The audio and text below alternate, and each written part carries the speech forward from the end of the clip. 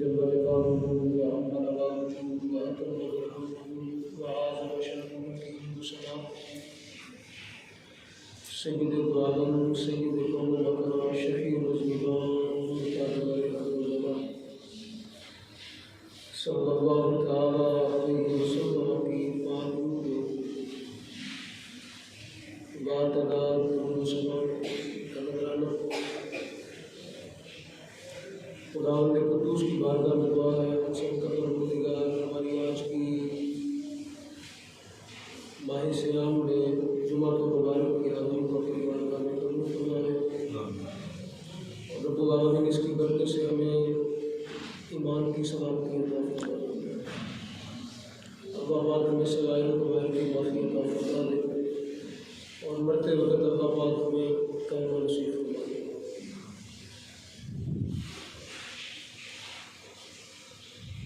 दुराने खुतबा मेरे आपके सामने आया मुक़द्दसा पढ़ी सूरह आल इमरान की चौथे पारे में से, जिसके अंदर रब्बुल आलमीन ने ग़ज़वा बदर का जिक्र फरमाया। ग़ज़वा बदर जो है वो 17 रमज़ान मुबारक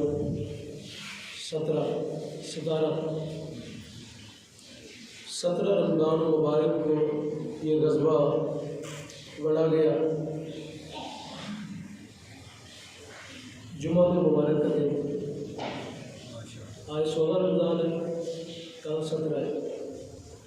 ग़ज़वा बदर जो है ये 17 रमज़ान को लड़ा गया और उस दिन क्या था, जुमातुल मुबारक 2 हिजरी में सरकार दो आलम को हिजरत फरमाए हुए कितना ज़माना गुजरा था, अभी दूसरा साल था। मुसलमान जो है बेसरो समानी के आलम में थे। 300 आम मशहूर है कि 300 लोग थे मुसलमानों के।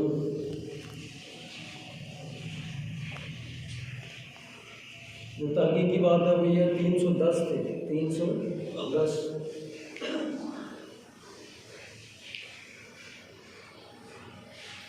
टोटल जो मुसलमानों के पास सामान था 70 ऊँट थे टोटल, 2 घोड़े बस। 310 लोगों के पास सिर्फ 70 ऊँट थे और 2 घोड़े और शायद 6 तलवारें और ज़ीरें भी, बस इतनी ही तादाद के अंदर थी।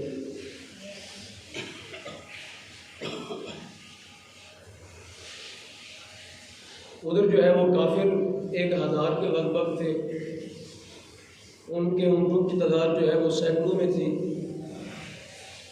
उनमें से अक्सर लोग जो है वो ज़िरा पोश थे, जो लोहे का लिबास होता है ज़िरा। आपने कभी म्यूज़ियम में देखा होगा, वो ज़िरे देखी होगी, जो जंगी लिबास होता है वो उनके पास थे। तलवारें उनके पास बेहिसाब थी, नेज़े भी थे।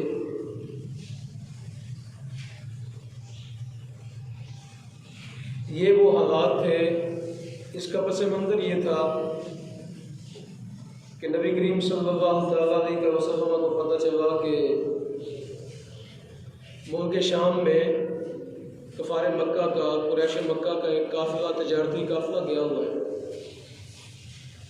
और वो वापस आ रहा है। काफ़ी नफ़ा कमा के सामान लेके क्या हो रहा है, वापस आ रहा है। तो नबी अलैहिस्सलाम ने उनका रास्ता रोकने की तजवीज़ जो है वो सहाबा के सामने रखी कि इनका रास्ता रोका जाए। क्योंकि जब इनके पास ज़्यादा माल आता है तो मुसलमानों पे ये क्या करते हैं, ज़्यादा जुल्म करते हैं। तो किसी भी दुश्मन को काटने का तरीका ये होता है कि उसके माशी वसाइल क्या करें, काट दें। उसकी माशी जो मईशत है वो क्या कर दे, तंग कर दे, ताकि जब भूखा मरेगा तो फिर जुल्म सितम से भी क्या होगा, बाज आएगा। तो ये एक जंगी हरबा था, एक जंगी सियासी चाल थी।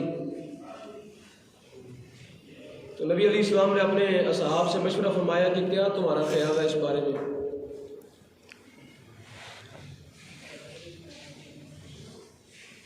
तो हजरत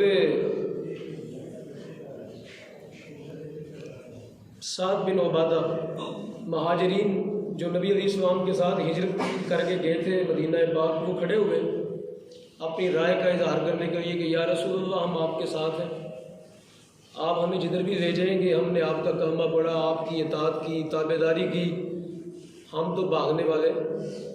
जब हम अपना घर बार छोड़ के आपकी खातिर मदीना पाक आ गए हैं, मक्का से हिजरत कर रहे हैं, तो अब आप हमें जिधर भी फरमाएंगे हम तो हाजिर हैं, हमारी तो गर्दनें हाजिर हैं।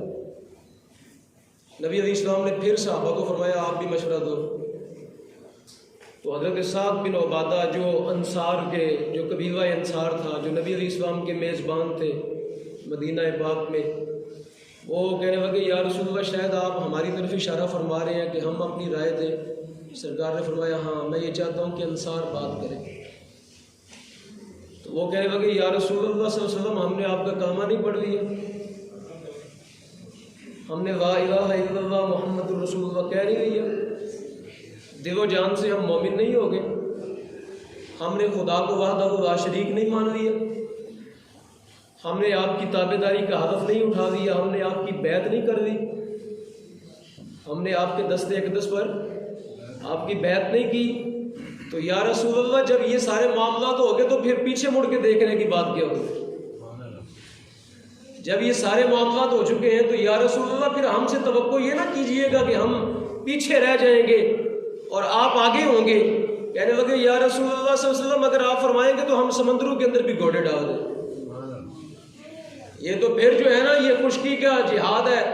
तो कहने लगे, अगर समंदरों के अंदर भी हमें या रसूलल्लाह आपकी खातिर घोड़े डालने पड़े अल्लाह के दीन की खातिर, तो हम तब भी घबराने वाले नहीं है। जब हमने कलमा पढ़ के अपना आप आपके सुपुर्द कर दिया है, जब हमने ये कह दिया कि हुजूर हम आपके हैं, तो फिर जो है ना, वो दूसरी राय कोई नहीं है। और हजरत मिकदाद बिन असवद चल उठे, वो कहने लगे, या रसूलल्लाह सल्लल्लाहु अलैहि वसल्लम, हम कौम मूसा की तरह थोड़े ही हैं, हम कौम मूसा की तरह, जिन्होंने ये कहा था कि तू और जाके तेरा रब लड़, कुरान में आता है। ये कौम मूसा से जब हजरत मूसा अलैहिस्सलाम ने फरमाया, आओ भाई जिहाद करें, अल्लाह का हुक्म आ गया, तो कहने लगे, तुम लड़ो जाके, तुम्हारा रब लड़े, हम तो यहाँ बैठेंगे।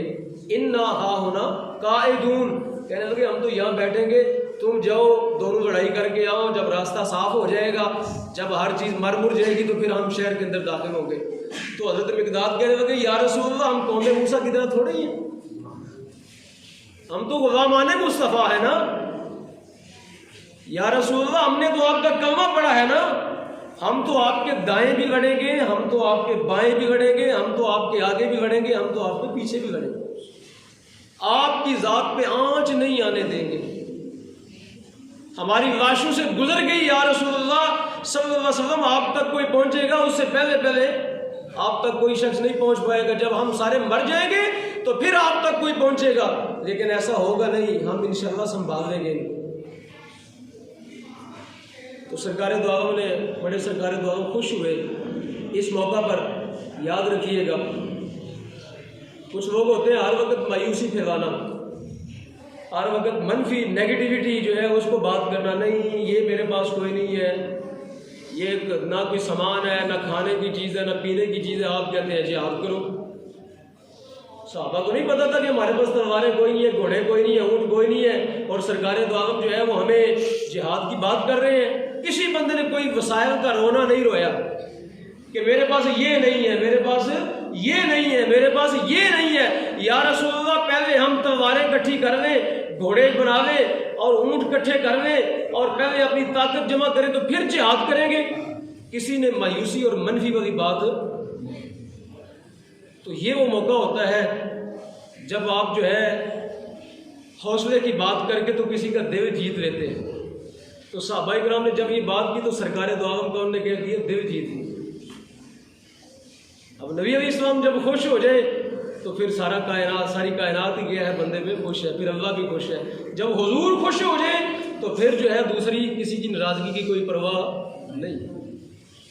तो सरकार दो आलम बड़े खुश हुए और सरकार ने फरमाया, वो फिर आ गई है, अल्लाह की तरफ से वही आ गई है, अब दो में से एक तुम्हें ज़रूर मिलेगा, या तो ये लश्कर जो आ रहा है वापस शाम से आ रहा है, या तो इस पर तुम कब्जा कर लोगे, और या फिर जो कफारे मक्का का लश्कर निकलेगा मक्का से लड़ने के लिए, फरमाया या फिर अल्लाह तुम्हें उस पर फतह देगा और माले की नीमत अता फरमाएगा। किस बुनियाद?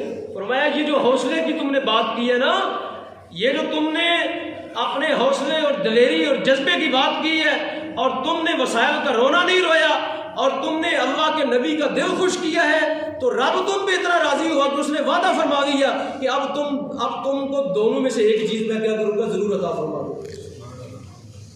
तो इसलिए मनफी और नेगेटिविटी और मायूसी की बातें हर वक्त करना, ये इस्लाम के फिक्री, इस्लाम के मिजाज के ये क्या है, खिलाफ है। इस्लाम के मिजाज के ये क्या है, खिलाफ है कि हर वक्त जो है वो बंदा इसका रोना रोता रहे कि पहले रोटी दोगे तो फिर ये काम करेंगे, पहले ये दोगे तो फिर ये काम करेंगे।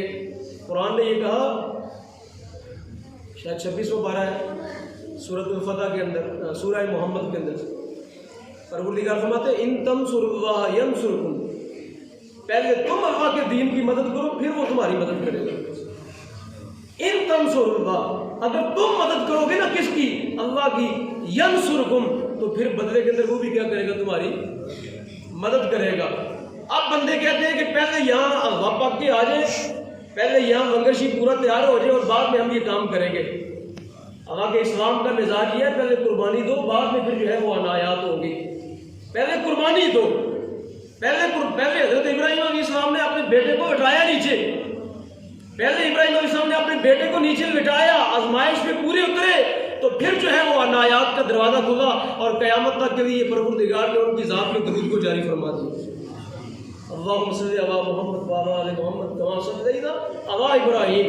हर बंदे की नमाज के अंदर उनका नाम रख दिया कि इसलिए कि पहले कुर्बानी होती है, बाद में मेहरबानियों के दरवाजे खुलते हैं। बाद में क्या होते हैं, मेहरबानियों के दरवाजे खुलते हैं। या मिजाज उल्टा हो गया, पहले सारा कुछ इकट्ठा करो और फिर हम जो है ना ये काम करेंगे। कुरान कहता है ये उस्लूब ज़िंदगी नहीं है, ये तर्ज़ ज़िंदगी नहीं, ये मिजाज रसूल के खिलाफ है, ये परवरदिगार की मशीयत के खिलाफ है। परवरदिगार फरमाता है अम हसीबतुम अन तदखुलुल जन्नह, क्या तुमने गुमान कर लिया कि तुम जन्नत में ऐसे ही दाखिल हो जाओगे?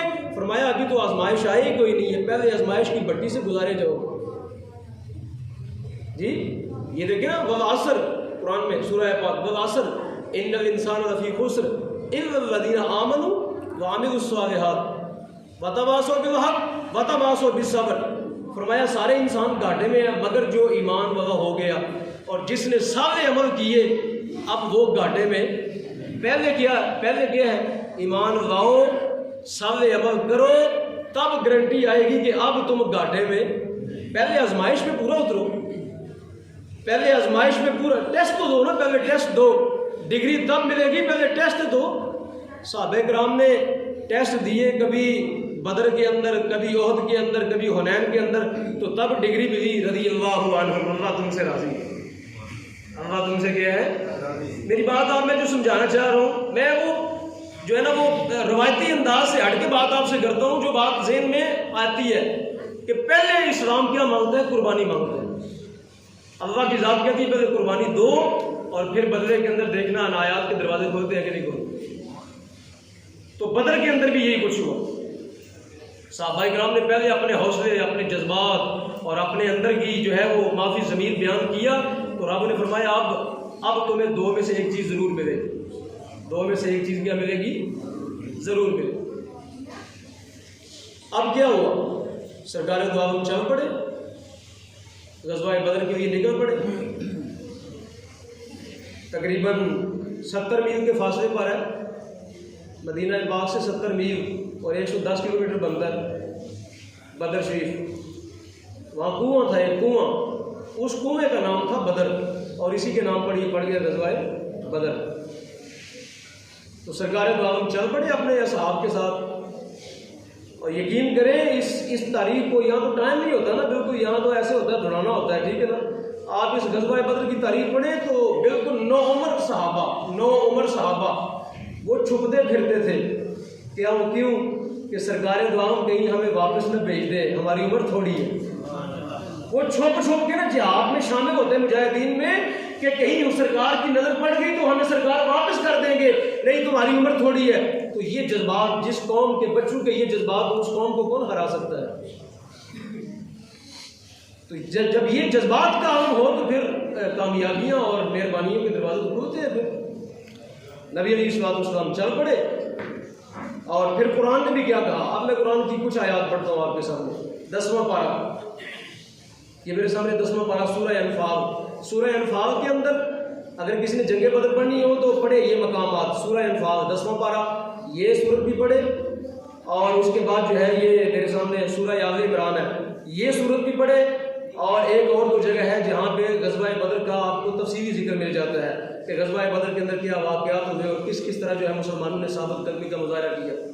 परवरदिगार आलम ने फरमाया वअइद्दू वहुम वअइद्दू। अब यहाँ पे बात फिर वही आएगी, मिजाज रसूल समझे, कुरान का मिजाज समझे, कुरान का तर्ज उसलूब और कुरान का बयानिया समझे, कुरान का बयानिया समझे।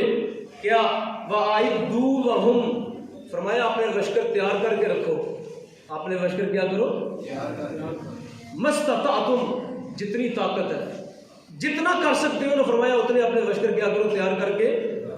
मिन कुव्वा, जितनी ताकत इकट्ठी कर सकते हो वो कुव्वत अपनी तैयार करके रखो। फिर इबादत खैर, अपने घोड़े बांध के रखो। अपने घोड़े क्या करो, घोड़े यानी तैयार जिहाद के लिए। आजकल टैंक है, आजकल बाकी जो है वो जदीद टेक्नोलॉजी आ गई, आजकल वो असले हैं मुसल्ला जिद्दोजहद है सारी। और आजकल फिर और इससे आगे बढ़ के आगे नई नई टेक्नोलॉजीज आ रही हैं। तो फरमाया अपने घोड़े बांध के रखो।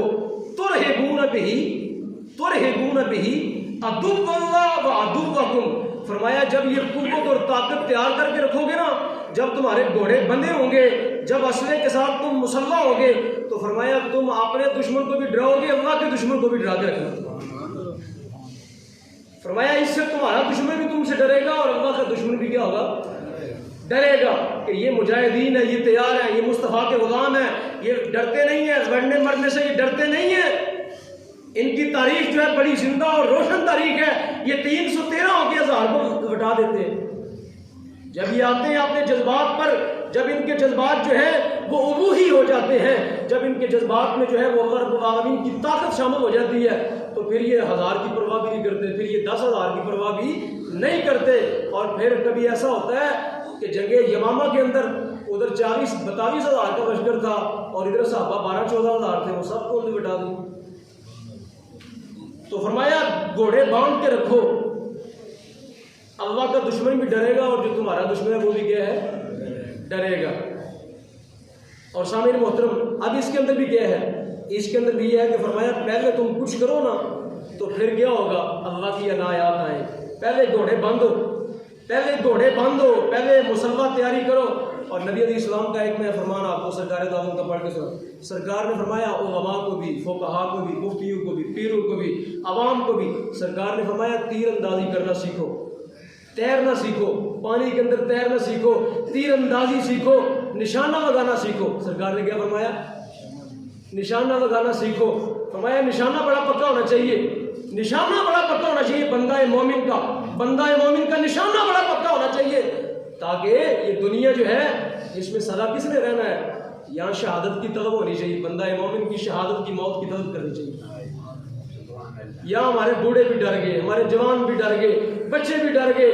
और माओ ने बच्चों को गोद के अंदर जो है वो थपकियाँ देती थी, या रसूलुल्लाह का नारा लगा के माएँ अपने बच्चों को अब सीने से लगाती है, ना मेरे बच्चे को कुछ न होगा। जब माएँ अपने बच्चे इस्लाम के लिए पेश करती थी तो इस्लाम जिंदा मजहब, अब भी जिंदा मजहब है, लेकिन इस्लाम की उस वक्त ताकत और इस्लाम की उस वक्त जो है वो मोहब्बत देखने वाली। तो अब सुनिए जी, अब ये भी कुरान का आपने